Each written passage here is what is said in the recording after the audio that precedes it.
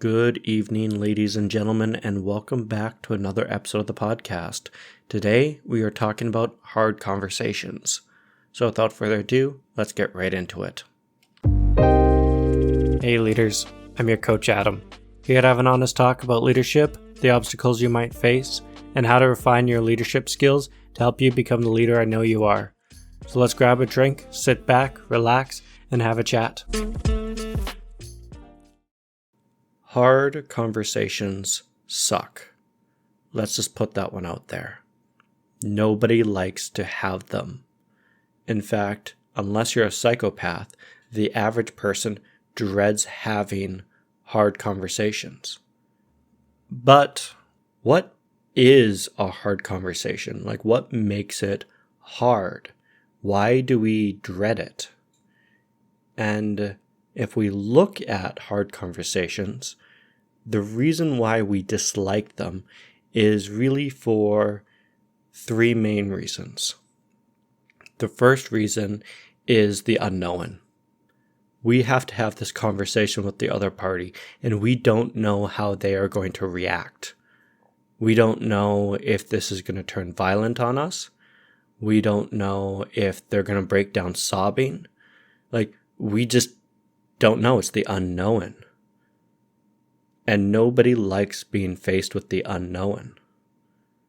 The second reason why we dislike hard conversations is that these are life-altering conversations. These are a fork in the road within ours or the other person's life that we don't know what's going to happen. If you've ever had troubles with a friend and you need to talk about how they're not treating you well or how something in the relationship isn't right, these are life-changing, life-altering conversations. These are hard conversations because these are going to go one of two ways. Either you're going to sit down with them, tell them the issues, and they will get fixed and repaired, and you guys will continue to be friends, or you're going to walk away and go in the completely opposite direction. Same thing when it comes to leadership. When we have to sit down with our team members because they're not performing up to snuff, these are life-changing discussions, really, for ourselves and the person across the table. If I'm sitting down with an individual and I'm having a hard conversation that their work isn't up to grade, that things are kind of falling apart and project deadlines are being missed, I'm also going to be talking about the consequences of that, which, if not handled carefully and if not handled well, could lead to this individual leaving our organization, either willingly or unwillingly. But not only is this a problem for them, this is also a problem for us, because now we have a hole in our team and the team dynamics are going to shift and change. Because let's be honest, if you have 10 people on a team, 1/10 of your manpower is gone. That needs to be replaced by the rest of your team, which, if we're not careful, if we have multiple people leaving our team and we don't fill the holes within the team fast enough, we could be looking at burnout.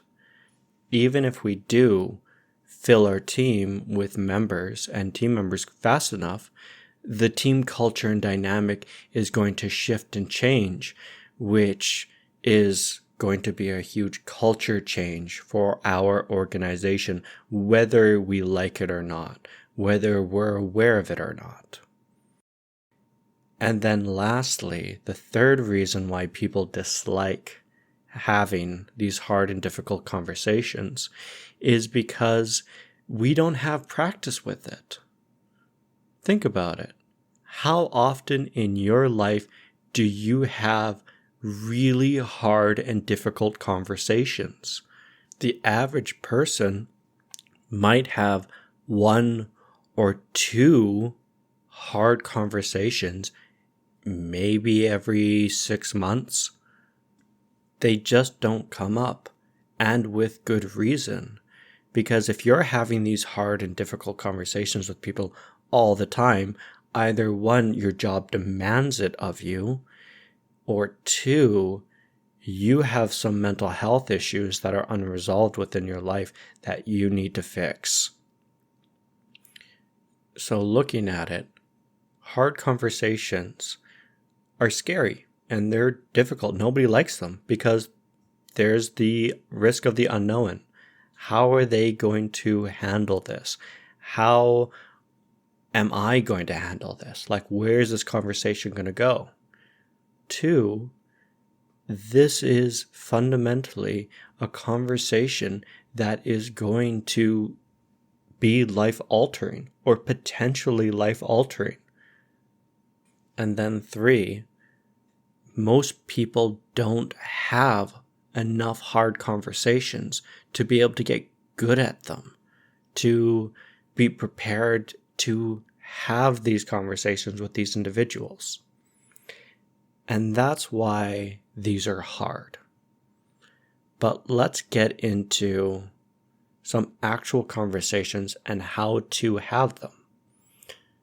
When we think about hard conversations, the thing to remember is that this is a conversation. This is not a debate. We are not telling the other person that they are wrong and we are right. This is not trying to win an argument. We are not going to change this individual's mind. It's not what a conversation is about. A conversation is about stating our case, listening to their case, and trying to see if we can work this all out. And that's really important to know. Because if we're going in with the mindset that we are going to be telling this other party how it is, if we go in there thinking we're going to win this argument or change this person's mind, you've lost before you even entered the room. There is no conversation to be had. You're going to go in there and you're going to just talk past each other. And I cannot tell you how heartbreaking it is to watch two parties come together and not hear each other. And that's what we have to remember, is that this is a conversation. Another thing to note is that we need to put ourselves at the door. I have watched leaders attempt to have honest and hard conversations with their team. Their team is falling apart. They're not productive. Leadership is standing on one side of the street and their team standing on the other side of their street. And now leadership's realizing that there's this fundamental distrust and they need to come together and actually talk this out. And so leadership will have their team members all in a room while they stand up on stage and start asking, well, what are the problems within our organization? And their teams will stand up and say, you guys don't give us the time off that we need. You guys are not treating us with respect. You guys are not giving us what we need and the resources required to do our jobs. And what I see is leaders forgetting to put themselves at the door, and they start attacking their team. They say things like, I do give you the resources that you require. You're just not using them appropriately. I do sign your time off, but when all of you guys put your time request in, I have to deny everything. You guys should know better. As per the collective agreement, da-da-da-da-da-da-da-da.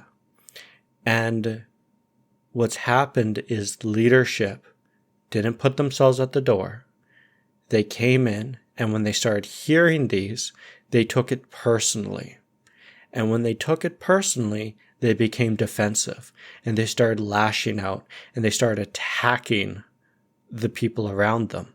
They started attacking the team, which is fine, You can do that, but I promise you, your team's going to remember that. And your team is going to turn into rope salesmen. And they're going to sell you as much rope as you desire in order to hang yourself, which is not a pleasant prospect in any way, shape, or form, but it is the truth. Because you took things personally during these hard conversations and you came after them. It is what it is. But we have to put ourselves at the door, and we have to keep ourselves open-minded, because then we can actually start listening to this person, to listening to our team. And if you remember back when we talked about the 3 listening levels, we want to stay at a level 2. We want to stay at a level 3. We want to be hearing what's not being said. And if we're staying at that level 1 listening, we're only focused on ourselves. We're not leaving ourselves at the door. We are thinking about us, how this makes us feel, and we're not listening to our team. We're not listening to the other person. So, put yourself at the door. Just put yourself at the door. Another thing to remember in these conversations is that time is your friend. Let me repeat this. Time is your friend. If it is a hard conversation, that means that this is an important conversation. That means that we have as much time as we require to resolve this issue. Do not rush. The minute we start rushing things along, the minute we start trying to hurry things up, the minute we start feeling like we need to respond immediately to a comment, we are going to get ourselves into trouble. We're going to say things that we don't mean. We're going to do things that could potentially damage the relationship and get us into trouble. Time is our friend. If we're listening to the other parties and they make a statement, just relax. Listen to what they have to say. And when it's appropriate and you've thought of a response, then give a response. There's no rush. You don't need to jump in there and fill the silence. Take things slow. If they say something that is causing you a knee-jerk reaction where you feel like you need to jump in, stop. Take a deep breath. Mull it over in your mind. We have time. And then respond. We do not need to rush these things. When I see my clients talking to me about having hard conversations, they are so quick to defend their actions. They are so quick to point out what is wrong with the other individual. They are uncomfortable with silence, that they misstep and they say the wrong thing. They may have gone in with a team member just to reprimand them and come out with a team member that quit because they didn't handle the conversation appropriately and they didn't take the time to respond, to think about things, and to answer and provide questions when required. Slow the conversation down. You have plenty of time. And if you don't have time, you need to make time. Time is your friend. Let's talk a little bit about the basic structure of a hard conversation or discussion. 1, you should always leave at least an hour for a hard conversation. Usually, we need more than an hour. Sometimes we need 3, maybe 4. I don't know. It depends on what type of conversation you are going to be having with these individuals. but the first thing to do is make sure you have enough time. The second thing is when you're in the room with them, you need to clearly state the problem. What is the issue? We need to be crystal clear. Don't spare the other side's feelings.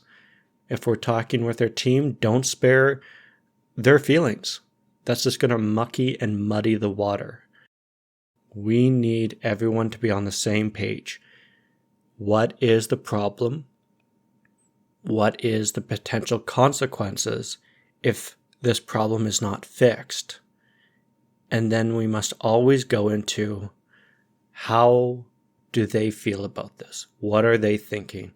Why is this happening from their perspective? And let them talk. Let them express themselves. Let them tell you what they're thinking, what they're feeling.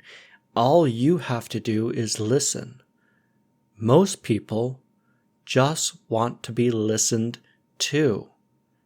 That's all you're going to do. You're just going to listen to them. And while you're listening to them, you're going to have a discussion with them about, well, how can we correct this problem?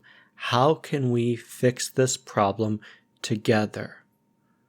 Let me repeat that.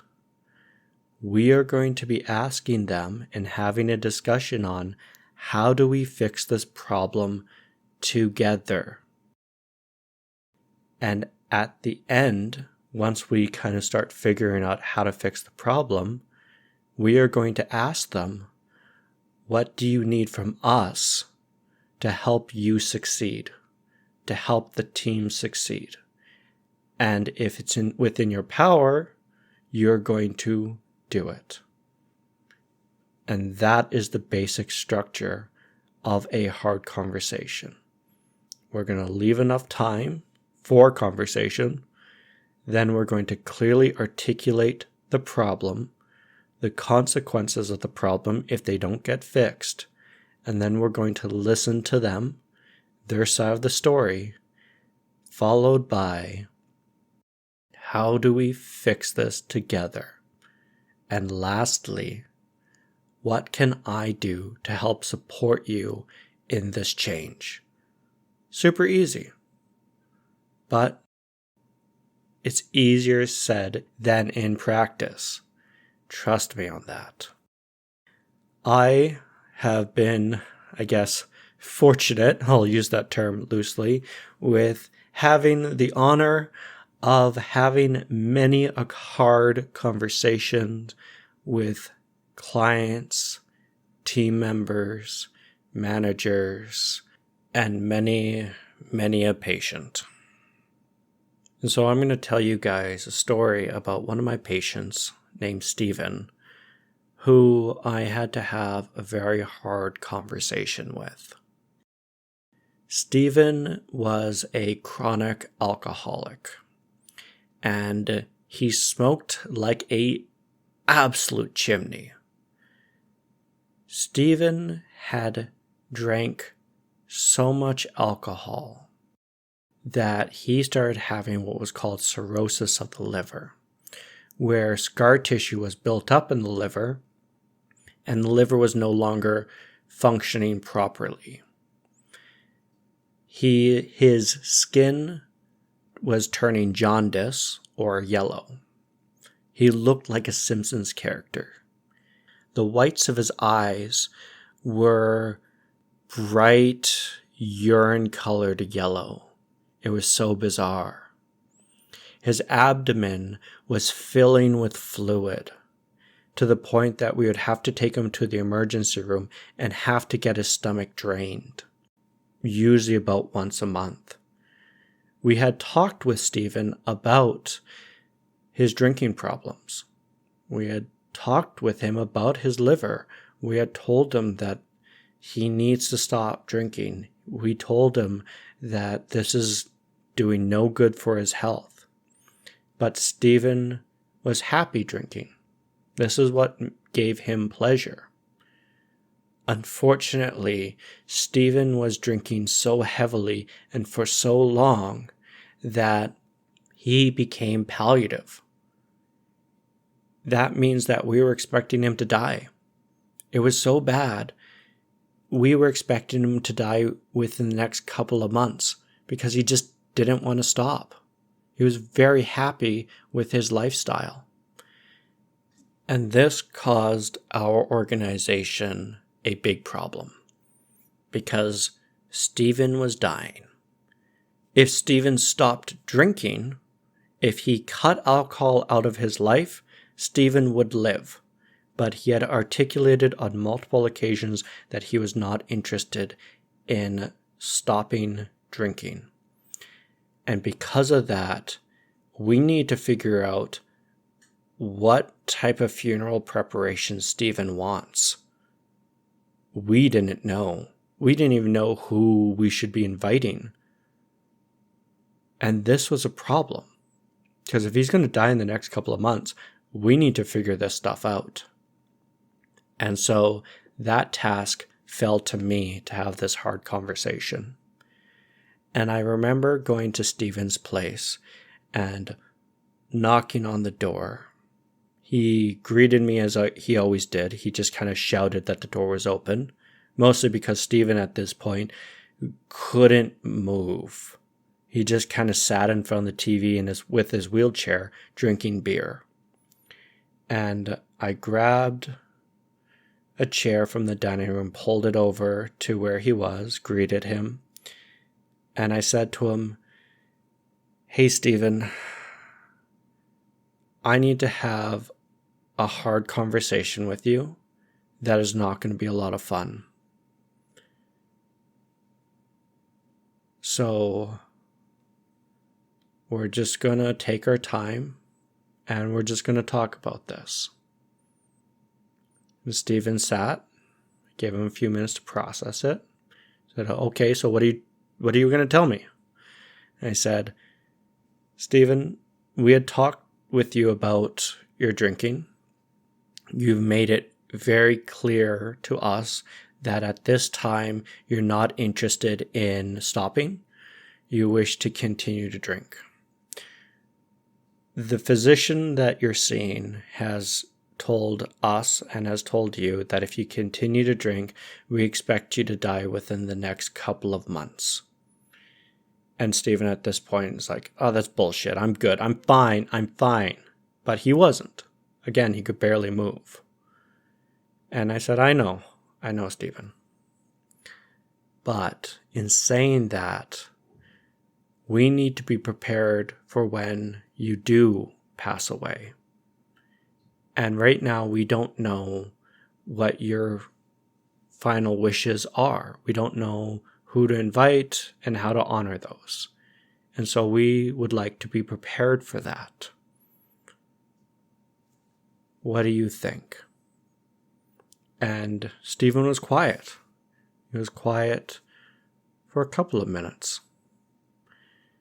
And he said, "I'm not really in a space to talk about this right now."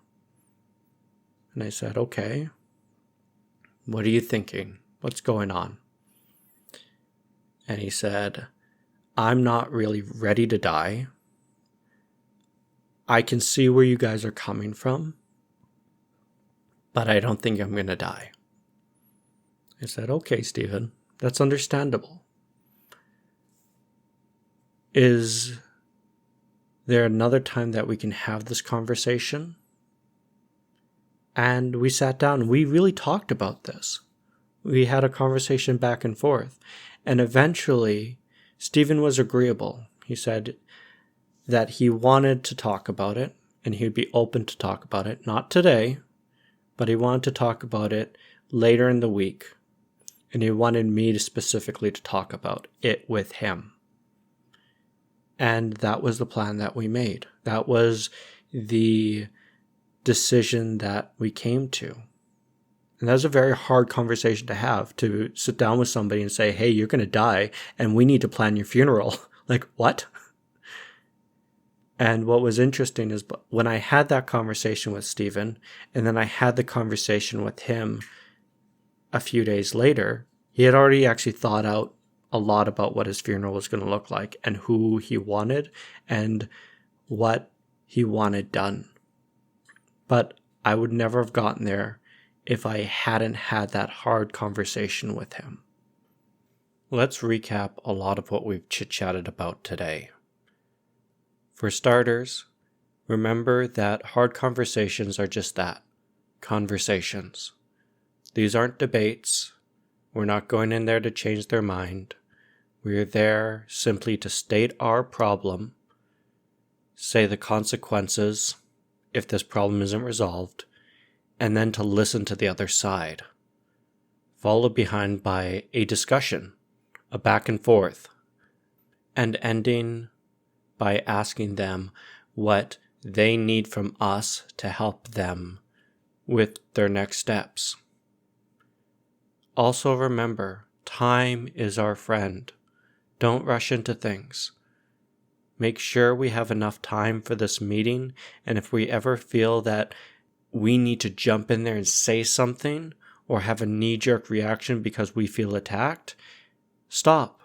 Just take a deep breath. Time is our friend. Breathe, think it through, and then when you're ready, answer it. Also, leave ourselves at the door.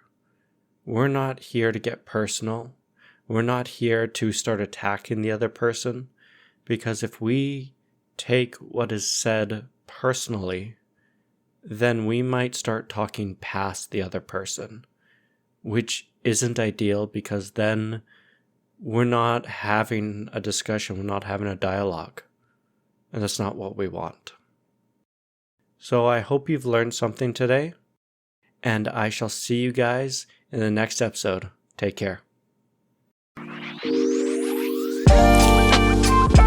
If you've enjoyed this podcast, please subscribe, give it a like, and share it with a friend. And if you're ready to take the next leap and improve your leadership skills, head over to www.seatingthelead.com and book your free coaching session today.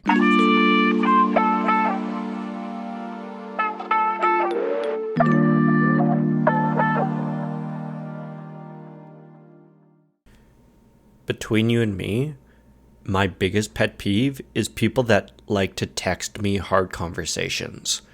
Like, I had a friend who I was upset with, and he decided that he was going to write me 2 paragraphs of information. I immediately looked at it and I was like, screw that, and I deleted it. To this day, I don't know what he had messaged me about. Yeah, best not to worry about that.